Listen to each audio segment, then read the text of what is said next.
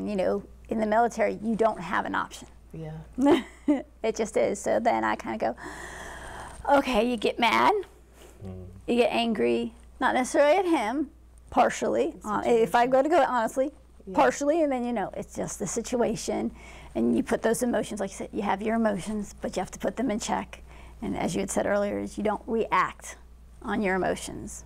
You have the emotions, and you go, okay, take a moment to breathe, and pray, and again, call up my friends and say that really good, because I did have that one. It was the husband and wife. It's like, I'm like, I need. What do I do now? And they're like, all right, we're just going to get through this, and you know, you kind of switch. It is that switch of like, okay, and it is still the fact of, all right, I will get through this. Yeah. You know, and those moments are so important to recognize where you are, validate it, because I think that's where emotional affairs begin. Because the person's not there, you're mad at the situation, you either have a close friend or somebody that is there all the time. And then before you know it, whether it's a coworker you're working with, somebody, all of a sudden now you begin to get connected to that other person without realizing you're getting connected to that other person.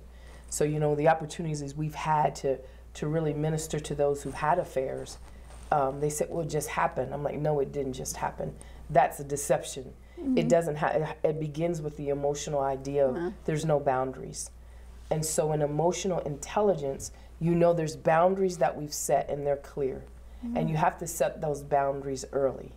As I was saying with responders, there's so much practice that goes into how to respond that when the incident happens, it's not trying to figure out how to handle it. It's now you do what you've been trained to do. And I think, you know, those are jobs, but these are our lives. And we never take the opportunity and the time to learn how to respond. What do I do if? And to have those candid and honest and transparent conversations with our spouse about where we are. Now, it's hard when he's gone, of course. So it's so important to have, you know, that trusted friend that you know will hear you out, but direct you to do the right thing. Right. It's important for you. I want to emphasize what my wife just said regarding the boundary component. Because it'll be easy for you to develop relationships. Not that it's your intent to be unfaithful to your husband, but it's easy for you to have needs. It's easy for somebody to come alongside and be there in that husband role, helping you and doing those things for you. And you really have to be careful of that. At the same time, for those of us who are first responders, it's important for us to maintain those parameters or borders that don't allow for someone other than our spouse to come into our lives and take on a role that would meet our needs, not just physically, but emotionally, and then, you know, just somebody I can talk to, somebody I can be honest with, somebody I can be transparent with. All those things are intended for your spouse. And sometimes when we let people in there, then that's when you get the answer, will it just happen? And that's where you have to be careful. So one of the things that that I've learned over the years is that I don't have female friends that are not my wife's friends. I don't have people in my life who they're just over here and my wife doesn't know their name, doesn't know who they are, doesn't know how I'm related to them and that kind of thing. And that doesn't mean that that's a catch-all, meaning somebody who is close to both of us, if I'm not careful, something still could happen. I'm just simply saying that as a matter of practice and a matter of lifestyle, these are some of the things that you can layer into your relationship. Like Maureen, you wouldn't have male friends that aren't friends of Brian's, and my wife doesn't have male friends that aren't friends of mine, or at least people that I don't, you know, that I don't know anything about. You know what I mean? So when those things, when you find yourself as part of your duty in a situation with a member of the opposite sex, like When you were on the ship, were there any females on the ship? No. Well, all guys? It was all guys. This is before they allowed females on submarines. Ah. And they still don't actually allow them on fast boats. They only are on what they call boomers, which are a little bit bigger than what I was on. But yeah, so it was just all guys where I was. We'd get females from what they call the tender, but they would only come on for half a day and do a job and leave. So they were just there to, you know, it's not like there was a relationship developed with them. They were there, fix an item, and then they were gone. Yeah. But even with that, there was at least at some point a male-female interaction. Yeah. Whether that's on ship, whether that's in port, whether that's at a military event. So we're not just talking about sailors. We're talking about soldiers, airmen, Marines. Right. Anybody who's in those circles, certainly they come alongside someone of the opposite sex. And so what we want to exhort you to do is to just take that necessary step to guard the sanctity and the covenant of your marriage, so that you don't make a mistake. Yeah. You know, or get yourself in a situation that becomes compromising. Right. Because as we know, it's important for us to avoid those things that even appear evil. That's right. So even if you're not doing anything wrong, it's important for you to set the right example for the people who are watching. Absolutely. And that's key, because it's a slow drift, as we know. You know, the enemy doesn't play fair. And so it's those small things that happen over time, and you start getting relational with people, and you're letting them in on how you're feeling and what's going on. So they have a relational equity with you now. And it's so important, I think, like you said, to draw those healthy boundaries early, so that it's going to be very hard to fall off the cliff when the boundary's way far from the cliff.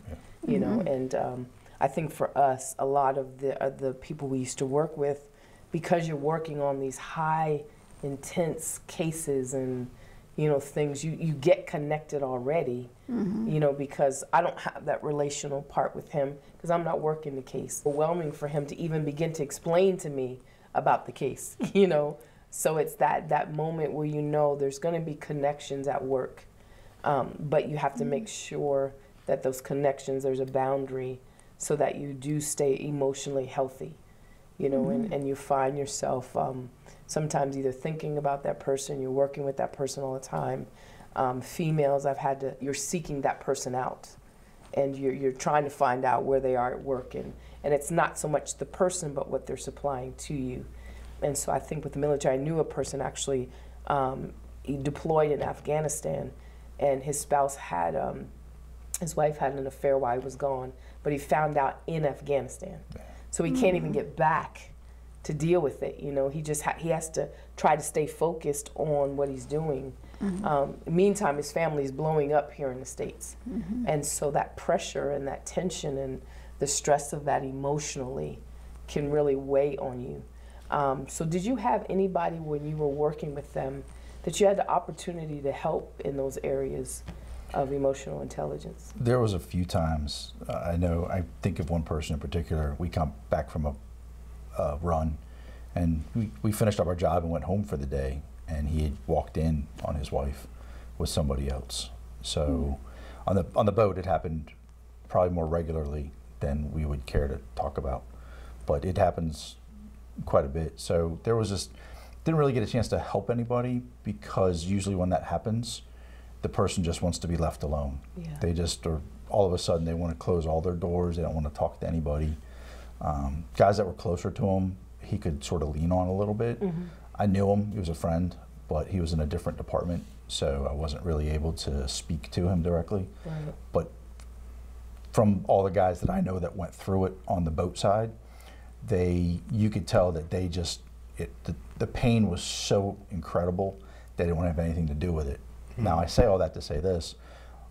In the military, we're trained to find weakness. It's just what we do. So as soon as we know that about a person, we're immediately needling him about it. As cruel or not cruel as that may be, which is, you know, we're instantly on top of it, because that's what we do. Even on a submarine service where I'm not facing the enemy in person, my job is to pull on as much pain from that person as I possibly can. As I know it sounds really bad, but it's just one of those things that naturally occurred. And so for the person you're talking about in Afghanistan, I'm sure once the guys found out about it, they were just needling him day in and day out about it. That's just how we were. The culture. Yeah. So on the sub, you really had to show your hardest side at all times. Any chance or even moment of someone getting into your soft underside, you were done. So if even if you was your soft underside, you had to almost shut it down and say, whatever, guys, you know, start joking with them about the incident. Gotcha. I know friends of ours, he was dating a girl, and they were on what's called a med run. This is before I met him, and she broke up with him while he was on this 6-month med run. Just sent him a text, or the radiogram is what we called him. Sent him a radio message, we're done, have a nice day, and that was it. That was the end of the message. And so the guys on the boat knew about it, and he was distraught, and they just went after him, and he just eventually just developed a thick skin and was just started joking into it as well. So that's just, I don't know, it sounds bad, and it really isn't great. The joking is likely to mask a lot of pain. It was, a lot absolutely. of people who joke about those things really don't want to, like you said, they don't want to disclose that little chink in their armor because they recognize that will be clearly used against them. Yeah. So what do we say to those military families that are watching and they're going through pain? You mentioned that they kind of they don't want to talk about it, or they shut people out, and that can't be good. Right. Any recommendations in the last few minutes that we have regarding how they can find peace in real difficult situations? So for me,